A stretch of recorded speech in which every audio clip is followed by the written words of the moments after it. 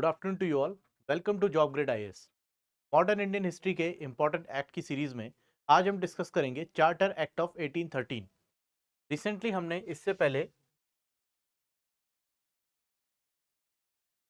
Charter act 1793 को discuss किया था।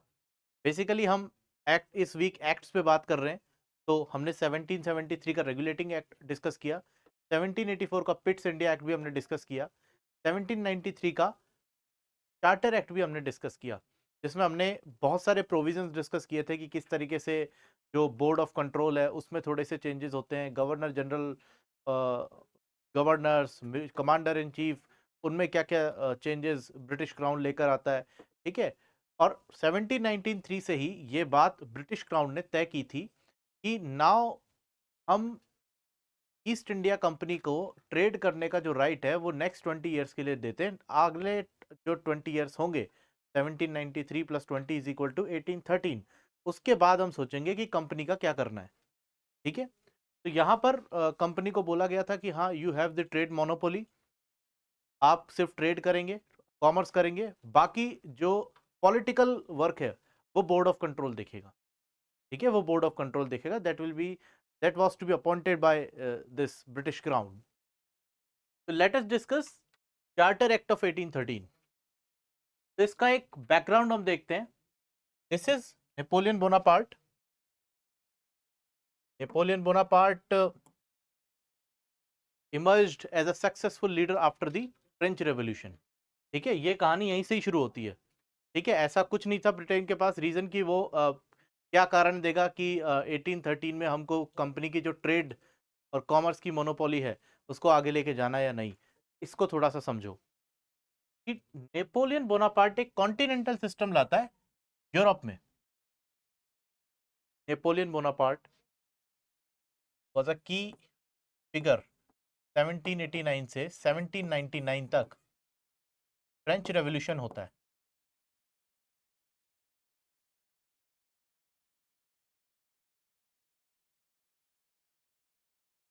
फ्रेंच रेवोल्यूशन होता है।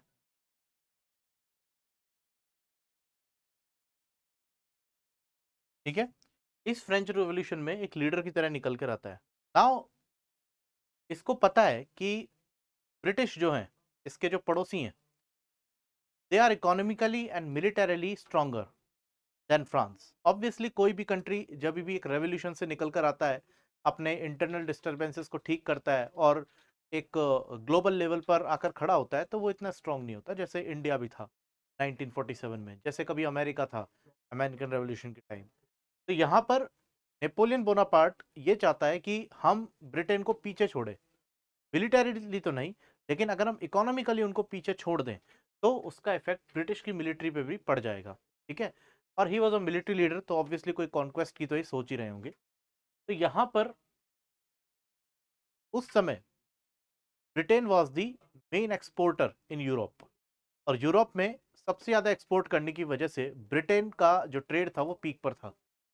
नाउ जो कंट्रीज ब्रिटेन से गुड्स को इंपोर्ट करते थे, Napoleon Bonaparte an influential leader उन्हें इन्फ्लुएंस करता है कि आप ब्रिटेन से सामान ना लेकर के हमसे दो, हमसे लो, हम आपको चीप प्राइसेस पे देंगे।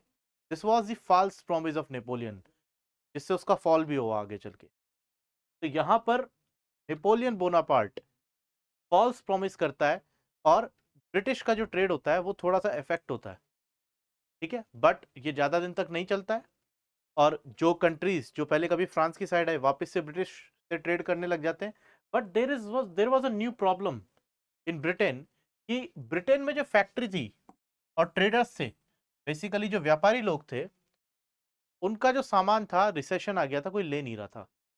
दे were worried, British industrialist, British merchants were worried, in case अगर हमारी फैक्ट्री से, हमारी इंडस्ट्री से सामान बाहर नहीं गया, वी विल गॉन बैंकरप्ट। तब एक ही रास्ता है कि हम, ऑब्वियसली मर्चेंट्स वर पावरफुल, है ना, ब्रिटिश पार्लियामेंट तक इनका इन्फ्लुएंस होता था। ये अब प्रेशर बनाएंगे ब्रिटिश पार्लियामेंट पे कि now we want India as our importer. हम हमारे गुड्स, मशीन वाले जो गुड्स हैं वो इंडिया में बेचना चाहते हैं, और आपको उसके लिए कंपनी को रेगुलेट करना पड़ेगा। ईस्ट इंडिया कंपनी को अब थोड़ा आपको ट्रेड से बाहर करना पड़ेगा। तो ये एक्ट यही बताता है कि किस तरीके से कंपनी ईस्ट इंडिया किस तरह से British parliament east India company को ट्रेड से बाहर करती है, उस पर और भी ज्यादा ग्रिप अपनी ले लेती है। Now the British crown had no option but the enactment of this 1813 charter act of 1813। अब ब्रिटिश गवर्नमेंट इस एक्ट को इनेक्ट करेगी और उसमें क्लियर प्रोविजन लिख देगी, the trade monopoly of east India company in India is finished now. अब और भी जो कंपनी है ब्रिटेन की वो इंडिया आएंगी और ट्रेड करेंगी। ठीक है, तो यहां देखो, तो दे डिमांडेड, जो कंपनी से मर्चेंट से they demanded they be given a share into a British trade in Asia and dissolve the monopoly of the east India company, और इस चार्टर एक्ट ने वही किया। ठीक है, कंपनी ऑब्जेक्ट भी करती है ईस्ट इंडिया कंपनी के, नहीं इंडिया में हम आए हैं, अपना हाथ जमाया है, इतना हमने स्ट्रगल वहां पर किया है, ठीक है, बट इनके ऑब्जेक्शंस का कोई फर्क नहीं पड़ता है।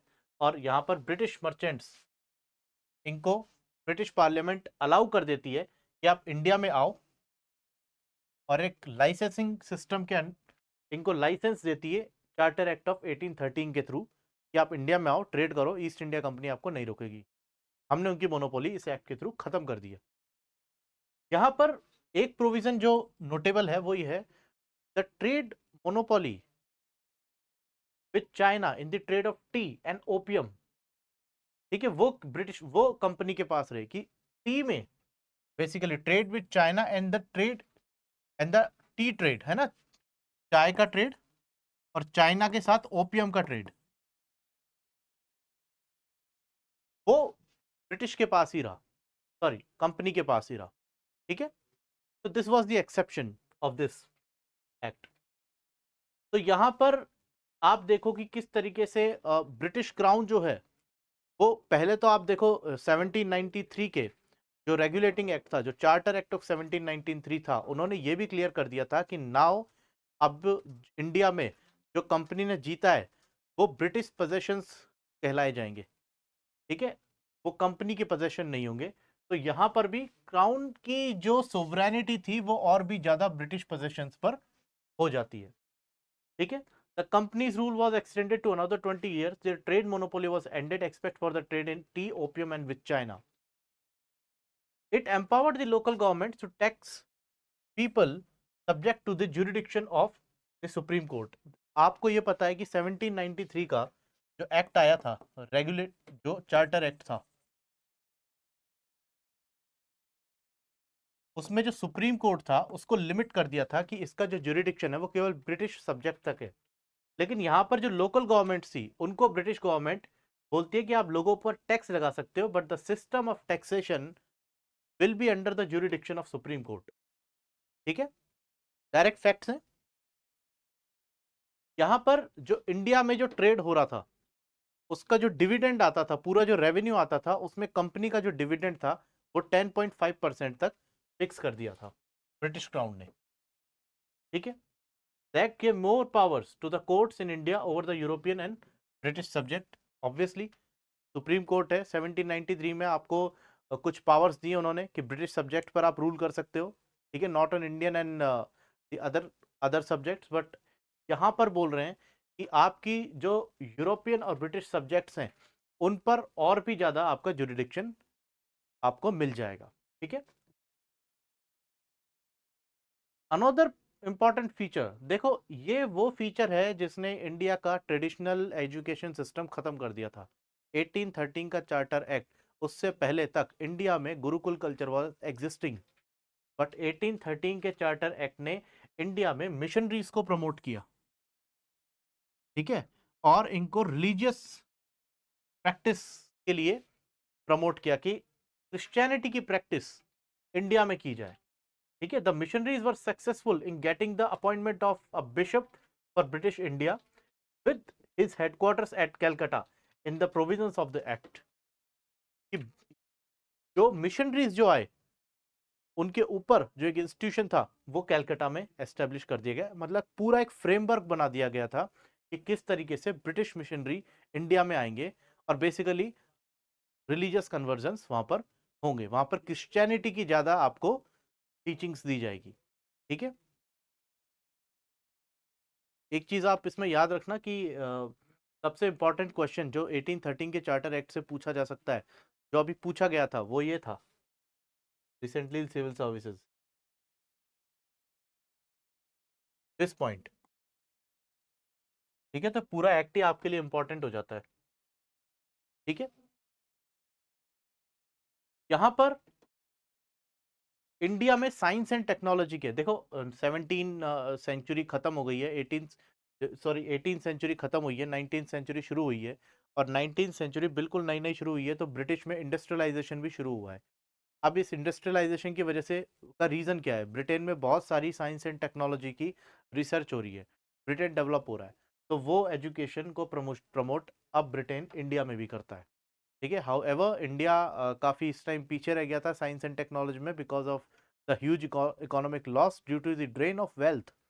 ठीक है, बट फिर भी यहाँ पर ब्रिटेन फाइनेंशियल ग्रांट देते हैं कि इंडिया में प्रमोशन किया जाए साइंस का। ठीक है, हिस्टोरियंस ये बोलते हैं कि ये एक सॉफ्ट स्टेप था जो ब्रिटिश ने इसलिए लिया because lot of religious convergence were happening in that time. तो जो लोकल रूलर्स थे इंडिया में, जो लोकल मासेस थे, वो थोड़े से इसमें प्रोग्रेसिव हों, ठीक हों, ज़्यादा पीछे ना सोचें, उसको देखते हुए ये प्रोविजंस बनाया था। The company was also to take up a greater role in the education of the Indians under them, and it was to set aside ₹1 lakh for this purpose. British India East British जो company थी, उन्होंने भी इस पे ज़्यादा role दिया, और Indians की एजुकेशन के लिए 1 लाख रुपए जो थे अलॉट किए थे कि we will educate the Indians. ठीक है, ये एक बहुत ही बड़ा पॉइंट बन गया था, बिकॉज जब 1813 का चार्टर एक्ट में ये दो बेंचमार्क ब्रिटिश ने जो सेट किए थे कि एक तो हम आपको साइंस एंड टेक्नोलॉजी पढ़ाएंगे, और दूसरा 1 लाख रुपए ब्रिटिश ईस्ट इंडिया कंपनी दे रही है फॉर एजुकेशनल पर्पस। क्या इंडियंस उस समय पूरी तरह से इलिटरेट थे? Answer is no. ठीक है, वो अपने ढंग से इंडियनाइजेशन कर रहे थे। ठीक है, एंग्लेजाइजेशन कर रहे थे इंडियंस का। ठीक है, भारतीयों का अंग्रेजीकरण किया जा रहा था इस समय। ठीक है, so this was Charter Act of 1813. I hope you got all my points. Kindly subscribe the channel and stay tuned.